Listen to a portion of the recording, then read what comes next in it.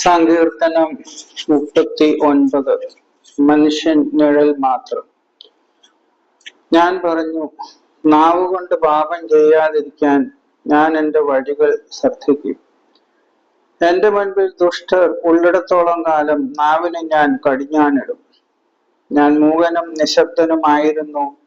എൻ്റെ നിശബ്ദത നിഷ്ഫലമായി. എൻ്റെ സങ്കടം വർദ്ധിച്ചുകൊണ്ടേയിരുന്നു. എൻ്റെ ഉള്ളിൽ ഹൃദയം തപിച്ചു. ഞാൻ ചിന്തിച്ചപ്പോൾ അത് കത്തിജ്വലിച്ചു. ഞാൻ സംസാരിച്ചു, കർത്താവേ, അവസാനം എന്തെന്നും എൻ്റെ ആയുസ്സിന്റെ ദൈർഘ്യം എത്രയെന്നും എന്നെ അറിയിക്കണമേ. എൻ്റെ ജീവിതം എത്ര ക്ഷണികമാണെന്ന് ഞാൻ അറിയട്ടെ.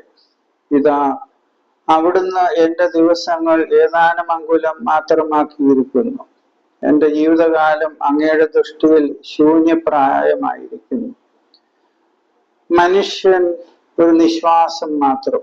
മനുഷ്യൻ നിഴൽ മാത്രമാണ്. അവന്റെ ബദ്ധപ്പാട് വെറുതെയാണ്.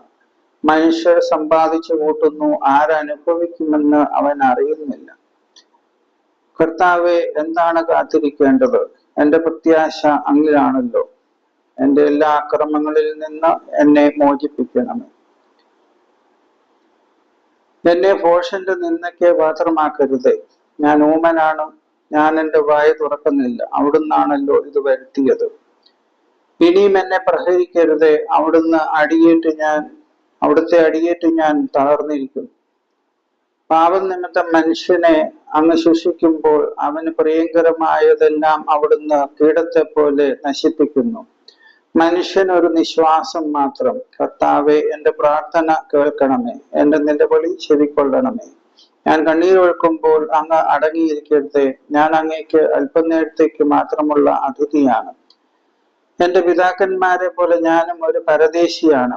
ഞാൻ മറിഞ്ഞില്ലാതാകുന്നതിന് മുമ്പ് സന്തോഷം എന്തെന്ന് അറിയാൻ എന്നിൽ നിന്ന് ദൃഷ്ടി പിൻവലിക്കണമേ.